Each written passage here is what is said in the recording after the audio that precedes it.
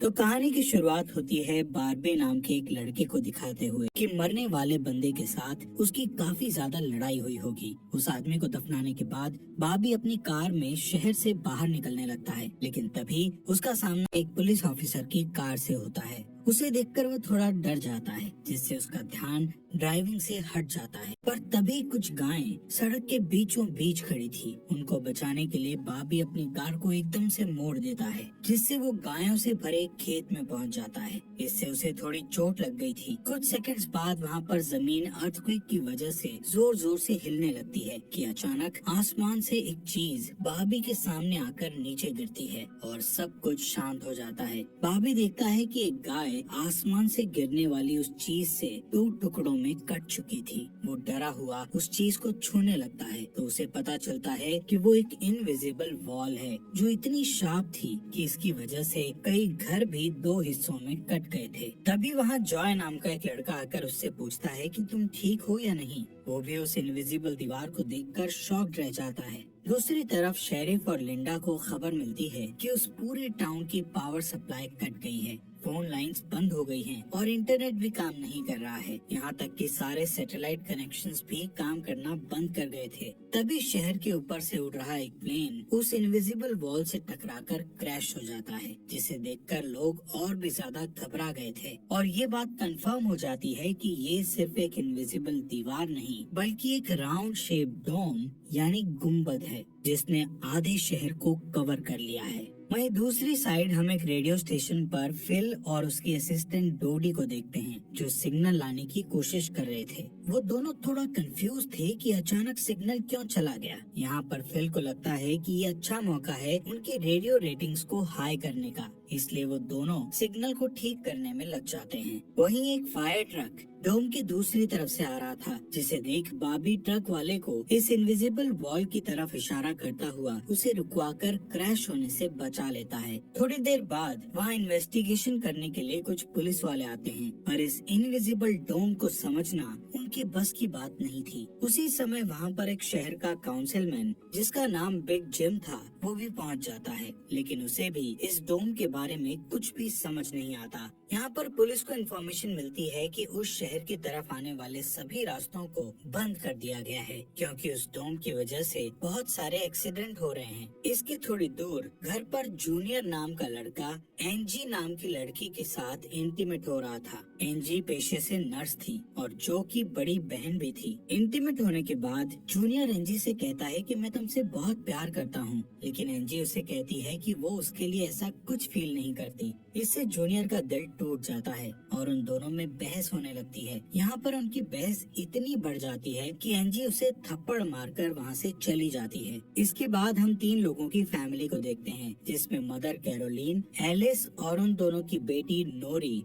उसी टाउन की तरफ जा रही थी। उन्हें इस बात की खबर नहीं थी कि डोम ने उस टाउन को कवर किया हुआ है। दूसरी तरफ हम जूलिया नाम की एक इन्वेस्टिगेटिव रिपोर्टर को देखते हैं, जिसका चेस्टर्सविल शहर में बहुत नाम था। एक दिन एक औरत उसे एक सीक्रेट खबर देने के लिए कॉल करती है। वो औरत उसे बताती है कि उसने उस वीक चेस्टर्स मिल में प्रोपेन से भरे 6 ट्रक को जाते हुए देखा है और उसके हिसाब से इतनी बड़ी क्वांटिटी में प्रोपेन जैसे फ्यूल का शहर में आना किसी खतरनाक प्लान का हिस्सा हो सकता है। जूलिया उस औरत को इस बारे में इन्वेस्टिगेशन करने का वादा करती है, पर वो अपने काम में ज्यादा बिजी होने के कारण उस पर ध्यान नहीं दे पाती। वहीं बिग जिम रेडियो स्टेशन जाकर इमरजेंसी की अनाउंसमेंट करता है। कैरोलीन, जो एलिस और नॉरी के साथ शहर में आ रही थी, ये अनाउंसमेंट सुन लेती है, पर उन्हें लगता है कि ये किसी तरह का एडवर्टीजमेंट है, इसलिए वो इस अनाउंसमेंट पर ध्यान नहीं देती और उनकी कार डोम से टकराते टकराते बचती है, क्योंकि उससे पहले दूसरी तरफ से आ रहा एक ट्रक डोम से टकराकर क्रैश हो जाता है, जिसे देखकर वो तुरंत अपनी कार की ब्रेक लगा देती है। इतने बड़े इंसिडेंट को देखकर नौरी के दौरे पड़ने लगते हैं, जिससे वो बेहोश हो जाती है, लेकिन बेहोश होने से पहले वो किसी पिंक स्टार के बारे में कहती है। अब यहाँ से नौरी को जल्दी से हॉस्पिटल में ले जाया जाता है, जो कि टाउन में होने वाली घटनाओं से घायल हुए लोगों से भरा पड़ा था। वहीं जूलिया और बारबी घायल हुए लोगों को हॉस्पिटल ला रहे थे। इसी हॉस्पिटल में जूलिया का हस्बैंड हस्बैंड भी डॉक्टर था। वो उससे मिलने जाती है, लेकिन उस वक्त उसका हस्बैंड हॉस्पिटल में नहीं था। हॉस्पिटल में जूलिया को पता चलता है कि उसका हस्बैंड संडे को कभी काम नहीं करता था, पर वो जूलिया को हमेशा झूठ बोलता आ रहा था। हॉस्पिटल के बाहर हम बॉबी और एंजी को मिलते हुए देखते हैं। दोनों को साथ देखकर जूनियर के अंदर एक अलग सी जलन पैदा होती है। वहीं अब टाउन के बॉर्डर्स को सैनिकों द्वारा सील कर दिया जाता है। बहुत सारे साइंटिस्ट और एक्सपर्ट्स को भी इस अजीब व गरीब मुसीबत का असल कारण नहीं पता चलता, पर कुछ घंटों बाद बिग जिम प्रोपेन के बारे में बात करने के लिए शेरिफ से मिलता है। यहाँ पर उनकी बातों से हमें पता चलता है कि उनको इस डोम के बारे में पहले से थोड़ा बहुत पता था, पर वो इस पर खुलकर बात नहीं कर रहे थे। वहीं बॉबी को उस टाउन में एक दिन के लिए रुकना था, पर उसके पास ठहरने के लिए कोई जगह नहीं थी, इसलिए वो अपनी कार में ही रात बिताने का फैसला करता है। तभी जूनियर उसके पास आता है और उसे एंजी से दूर रहने को कहता है। धीरे धीरे उसकी बात धमकी में बदल जाती है। बॉबी हैरान होता है कि आखिर उसकी गलती क्या है। इसी बीच वहाँ जूलिया आ जाती है, जिससे वो झगड़ना बंद कर देते हैं। यहाँ से सीन शिफ्ट होता है और हम देखते हैं कि टाउन के ऐसे हालात से लापरवाह होकर एक जगह कुछ टीनेजर्स पार्टी कर रहे थे। इनमें जॉय भी था। जॉय एक लड़के से वहाँ के हालात पर बात करने लगता है, लेकिन अचानक जॉय को दौरा पड़ने लगता है और वो पिंक स्टार के बारे में बोलने लगता है, जैसे कि पहले नॉरी ने बोला था। वहीं जॉय की बहन एंजी घर पर अकेली होती है। तभी अचानक उसके घर में जूनियर घुसकर उसको किडनैप करके अपने फादर के टूटे फूटे शेल्टर में ले जाता है। यहाँ पर वो उसे बताता है कि मुझे पता है शहर को कवर किए इस डोम के बारे में। यहाँ पर एंजी को उससे ये भी पता चलता है कि बिग जिम ही जूनियर का फादर है। जूनियर एंजी को ये भी बताता है कि उसके फादर अपनी फैमिली की सुरक्षा को लेकर हमेशा चिंतित रहते थे, इसलिए उन्होंने फैमिली के लिए ये शेल्टर बनाया था। वहीं दूसरी साइड जूलिया बॉबी को अपने घर में ठहरने के लिए लाती है। तभी अचानक बॉबी की नजर उसके हस्बैंड की फोटो पर पड़ती है और उसे रियलाइज होता है कि ये वही आदमी है जिसे उसने सुबह मारा था। दूसरी तरफ लिंडा और शेरिफ सभी व्हीकल्स पर नजर रख रहे थे ताकि कोई भी गलती से इस डोम से न टकरा जाए। तभी अचानक शेरिफ को अटैक आ जाता है और वो वहीं पर मर जाता है। अब यहाँ से हमें सुबह की घटना फ्लैशबैक में दिखाई जाती है, जहाँ बॉबी टाउन में जूलिया के हस्बैंड जो डॉक्टर थे उनसे मिलने आया था। वो उनसे कुछ पेमेंट की बात करता है, पर डॉक्टर उसे पेमेंट देने से इनकार कर देता है, जिस वजह से उन दोनों में झगड़ा हो जाता है और एक्सीडेंटली बॉबी उसे गोली मार देता है। बॉबी जानता था कि भले ही उसने उसे गलती से मारा है, पर उसे इसकी सजा मिलेगी और इससे बचने के लिए उसने उसकी बॉडी को जंगल में दफना दिया। वहीं प्रेजेंट में सुबह उठकर बारबी देखता है कि उसके गले की चेन गायब है, तो वो जूलिया से इसके बारे में पूछता है। जूलिया उससे कहती है कि वो उसकी चेन को ढूंढकर उसे दे देगी, पर तभी भाभी को याद आता है कि वो चेन उस केबिन में ही गिर गया था जहां उसने उसके पति को मारा था। उधर जॉय अपने फ्रेंड बेन के साथ था, जिसने पिछली रात सीजर के वक्त उसकी मदद की थी। बेन जॉय से पिंक स्टार के बारे में पूछता है, जो उसने रात को दौरा पड़ते वक्त कहा था, लेकिन जॉय को उसके बारे में कुछ भी याद नहीं आ रहा था। वहीं रेडियो स्टेशन में डोडी एक स्पेशल डिवाइस की मदद से डोम के बाहर वाले लोगों से कांटेक्ट करने में सक्सेसफुल हो जाती है। वो सोल्जर्स को आपस में बात करते हुए सुन सकती थी, पर वो उनसे कुछ नहीं कहती। वहाँ सोल्जर्स भी कंफ्यूज थे कि आखिर ये इनविजिबल वॉल क्या है। दूसरी तरफ बिग जिम रेस्टोरेंट में बैठा ब्रेकफास्ट कर रहा होता है कि लिंडा वहाँ आकर उसे शेरिफ के मरने की खबर सुनाती है, जिससे वो लोग तुरंत बंकर में डेड बॉडीज को दफनाने वाले के पास जाते हैं, जिसका नाम लेस्टर था। उधर एंजी शेल्टर में किसी को मदद के लिए बुलाने की पूरी कोशिश करती है, पर वो कामयाब नहीं होती। तभी जॉय वहाँ आता है और उसे चेन के जरिए बेड से बांध देता है। वहीं बिग जिम लेस्टर को अपने साथ लेकर आता है, जो कि शेरिफ का ही दोस्त था। शेरिफ की मौत से वो बहुत दुखी और परेशान हो जाता है। जब लिंडा उनके आसपास नहीं होती, तब वो और बिग जिम पिछले महीने होने वाले प्रोपेन के इंपोर्ट के बारे में बात करते हैं कि प्रोपेन के इंपोर्ट में उन तीनों का ही हाथ था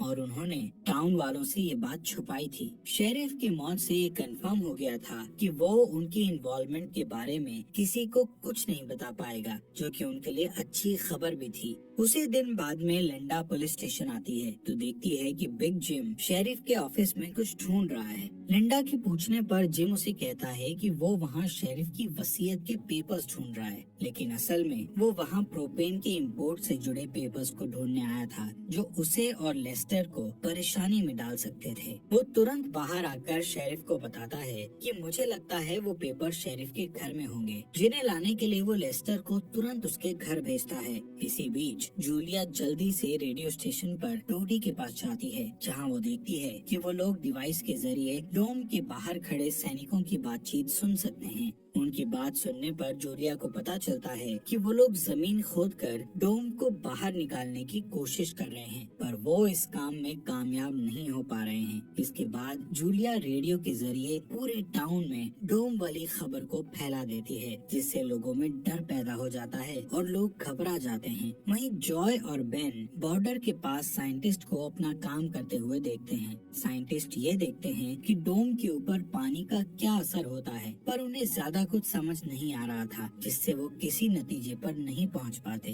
वहीं जॉय देखता है कि ये डोम एक छलनी की तरह है। वो बेन से बताता है कि इस डोम में से बिल्कुल मामूली सा पानी आर पार जा सकता है। दूसरी ओर बारबी अपनी चेन ढूंढने जूलिया के हस्बैंड डॉक्टर के केबिन में जाता है। वहाँ उसे उसका चेन मिल जाता है, पर तभी जूनियर वहाँ आकर उसे देख लेता है। जूनियर उससे पूछता है कि क्या तुम एंजी के साथ सोए थे। यहाँ पर बारबी को लगता है कि शायद उसने उसे चेन ढूंढते हुए देख लिया है और इसीलिए वो जूनियर को ऐसे ही वहाँ से जाने नहीं दे सकता था, इसलिए वो जूनियर को बहुत बुरी तरह से पीटने लगता है। वहीं हम देखते हैं कि लेस्टर शेरिफ के घर पहुंचकर प्रोपेन इंपोर्ट के पेपर्स को ढूंढने लगता है। कुछ टाइम बाद उसे वो पेपर्स ड्रॉवर में मिल जाते हैं, तभी वो उन्हें जला देता है। जब वो वहाँ से जाने लगता है तो उसका पैर लगने से पेपर्स की आग घर के पर्दों पर लग जाती है, जिससे आग की लपटें पूरे घर में फैल जाती हैं और पूरा घर जलने लगता है, जिसे देखकर जल्दी ही बहुत सारे लोग जमा हो जाते हैं और आग बुझाने की कोशिश करते हैं, पर फायर ट्रक के बिना आग बुझाना नामुमकिन था।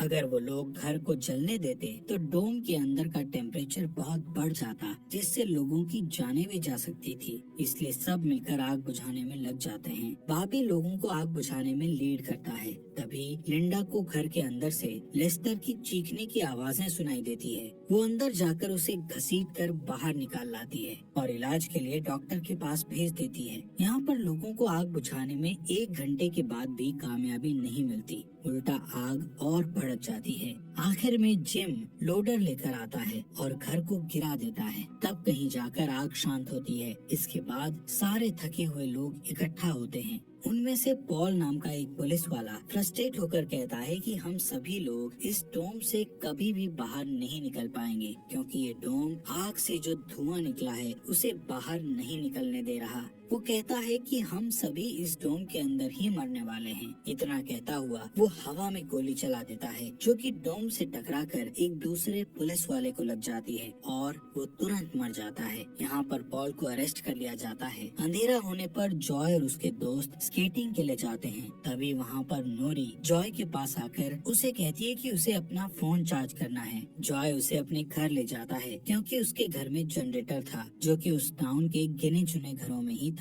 उधर लिंडा पॉल को जेल लेकर आती है। वहाँ कुछ लोग पुलिस स्टेशन के बाहर प्रोटेस्ट कर रहे थे। असल में वो लोग पुलिस के घटिया सिस्टम का विरोध कर रहे थे। जिम उन सब को ये कहकर शांत करता है कि जरूरत पड़ने पर उन सब की मदद की जाएगी। लॉकअप में बंद होने के बाद पॉल को हार्ट अटैक आ जाता है, जिससे लिंडा उसकी मदद के लिए दौड़कर अंदर जाती है, लेकिन तभी उसे पता चलता है कि पॉल सिर्फ अटैक आने की एक्टिंग कर रहा था। इसी मौके का फायदा उठाकर पॉल उसे धकेलकर उसे लॉकअप में बंद करके वहाँ से भाग जाता है। इधर बंकर में जूनियर फिर से एनजी के पास जाता है। एनजी समझ चुकी थी कि अगर उसे यहाँ से निकलना है तो उसे जूनियर को झूठे जाल में फंसाना पड़ेगा, इसीलिए वो उससे अपने बचपन की यादें साझा करती है। जब वो दोनों एक बंद टनल में जाया करते थे और कहती है कि हो सकता है डोम का टनल पर कोई असर नहीं हुआ हो तो वो लोग बाहर जा सकते हैं। यहाँ पर एंजी सोचती है कि अब वो उसके प्यार के जाल में फंस गया है तो शायद वो उसे छोड़ दे,